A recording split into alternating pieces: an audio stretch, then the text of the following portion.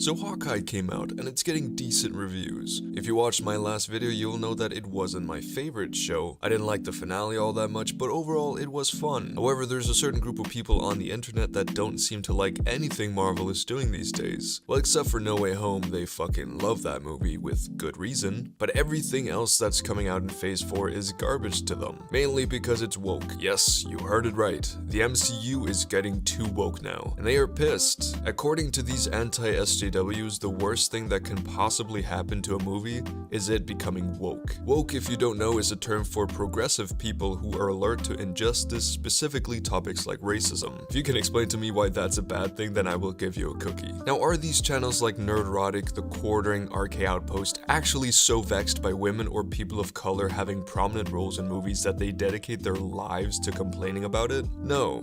Hopefully not. It's probably also because complaining about woke shit on YouTube makes you very rich. These people are possibly grifters, but that doesn't mean that they shouldn't still be called out for spreading misinformation, fueling the toxic sides of this culture war, and overall just complaining too much. Now, I certainly don't want these people removed from YouTube. The only reason I'm somewhat relevant myself is because I call them out for the shit that they do that I don't morally agree with. Like I always say, these people should always have the right to free speech. These people being allowed to say whatever they want to say is the only way in which we can tell who the dumbasses in society are. Anyways, I'm getting off topic. We're here to talk about Hawkeye. Now, these anti-SJWs have all made videos on how Hawkeye is not doing as well financially as some of the other shows, and that it's because of wokeness and the supposed oppression of men. Now, first of all, their argument that the show isn't doing well is utterly irrelevant. These people will use any excuse possible. If a movie they deem to be woke does well at the box office, then it's because of the SJW sheep who are everywhere in our society. But if a woke movie flops, then it's because the people have had enough and are sending a message. Or in special cases like Captain Marvel, a movie that made a lot of money, they'll just say that it's fake and that no one went to see it. These people talking about the financial success of movies is completely irrelevant. What I am interested in, however, is the reasons for why this show is woke, because the reasonings are always hilariously bad. Now, I just wanted to let you know that I wrote this script back during Christmas time when I wasn't able to actually make the video, and it has come to my attention that Nerdrotic has since made some horrible reviews of the show that come off as really misogynistic. He rarely says anything negative about the show without also criticizing the role of women in the show. He also just points out some other supposedly woke aspects that just makes him look like an asshole. I mean, he has every right to not like the show. Heck, I didn't even think that it was that great either. I think it has problems, but him whining about strong female characters and the supposed lack of male characters is incredibly annoying and disingenuous. The rest of the cast is rounded out with Eleanor Bishop, Kate's mom, the strong and capable head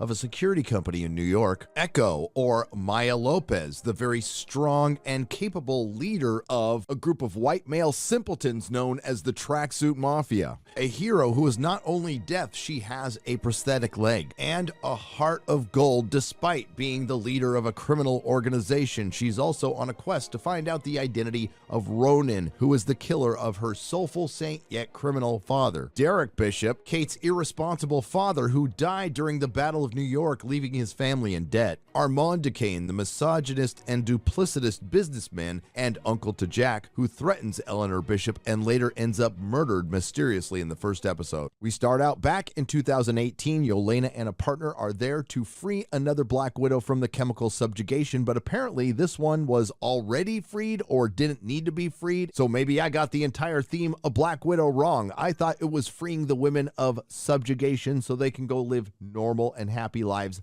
not killing people. No. It's just to free them from the male subjugation. They're still gonna kill people. They just don't want men telling them to do it. Female empowerment. Yep, so the 5th episode of the Hawkeye show starts out with 3 women fighting, but at least it's during the day. The 3 women work it out. Then Yelena goes to the bathroom and gets blipped. And when she comes back out, there is a very diverse family in the living room. Yelena? NANI?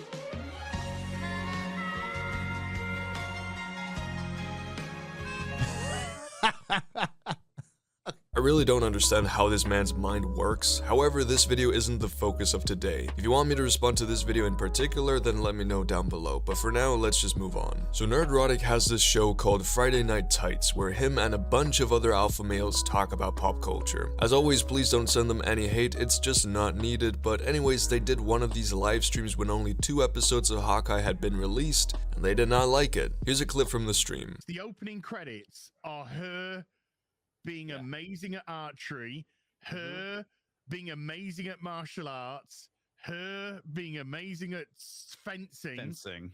And this is only because those are the things which are required for this episode, for these couple of episodes coming up. And so by the end credits, so 5 minutes into the fucking show, Kate Bishop's great at everything. Done. Yeah. So where's the fucking growth? You can always tell when someone knows absolutely nothing about movie and TV analysis. Like, what even is his argument in the beginning? That Kate is good at martial arts, archery, and fencing just because that's what the plot requires? That's the case for every movie in existence. When characters are introduced with certain skills or traits, and listen to me carefully because it's gonna get complicated, it's because that's what the plot requires. Every character is created to fit into a plot. Yes, we can get instances of plot armor when a character breaks their established limitations to overcome a foe that they shouldn't really be able to. But this is the introduction of Kate Bishop. We're seeing a montage of her training because we need to get from 2012 to the present day and show that she has been training. Also, does this guy think that the only growth a character can go through is physical? He says there's no potential for growth if she's already good at everything, which first of all isn't necessarily true. In episode 1, she's a complete amateur. Yes, she's incredibly skilled because she's been training for 12 years, but when it comes to real life situations of life and death, she messes up a lot. At the auction, when she's fighting the tracksuit, she's on the defensive the whole time, either running away or sneak attacking. She gets bodied in an actual fist fight. She would have been killed in the first episode if Clint hadn't saved her. From these 2 episodes alone, it's clear that Kate has a solid foundation, but still has so far to go before she's not just physically, but also mentally ready for the life and sacrifices it takes to be a hero. She has so much room for growth, and spoiler alert past Heelvsbabyface, she grows a lot. Her physical skills get refined, but much more importantly, she stops seeing the life of a hero as a perfect one. She realizes the consequences that come with it, the tough choices you need to make, and that saving people isn't always just about being proficient in martial arts. Kate's room for growth is immense, and she actually goes through a satisfying character arc. And listen, I know that they couldn't have known all this at the time they filmed this. Then why did they criticize it in the first place? If you're going to make stupid claims, then don't be annoyed when people call you out for being wrong. I can't be 100% sure, but I have a very strong feeling that if Kate had been a guy, they wouldn't have minded nearly as much, because they'd be able to look past their bias towards strong female characters in TV shows and instead focus on the potential the character actually has. But they can't do that.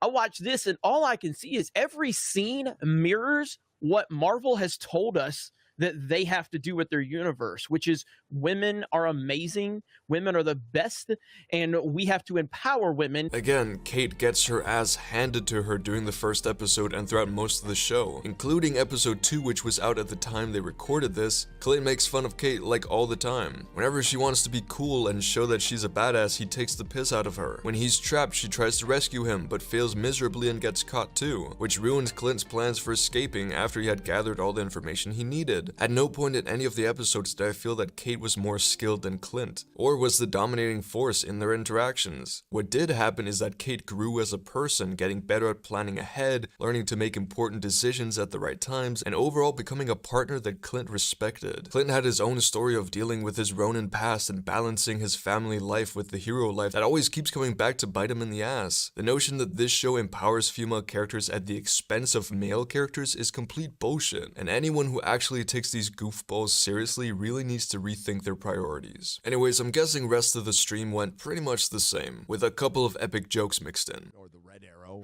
She has great legs. We could have called her Hawkeye. Yeah. Thing is, I didn't watch 5 hours of this. I just found some clips that showed how baseless these criticisms of Hawkeye are. And listen, I'll be one of the first people to criticize this show. I certainly did not like everything about it. But calling it bad because it's woke makes no fucking sense. It's just reaching for something to be annoyed at. Kate Bishop is a well-written character who, yes, is good at fighting, but with good reason, and she goes through a very satisfying arc in this show. It's just so funny to me that these people are so blinded by their political ideals that instead of critiquing it like actual actual movie reviewers. They instead call out the best part of it for being woke and SJW. But what did we expect? Anyways, that's all I had for today. I had a lot of people ask me to respond to the whole Hawkeye is woke shenanigans, and I'd seen these videos around, so I just wanted to address the topic. I also took some inspiration from a video made by Forced Adversity, so check them out down in the description. Other than that, I hope you all have a wonderful day. Stay safe and peace out.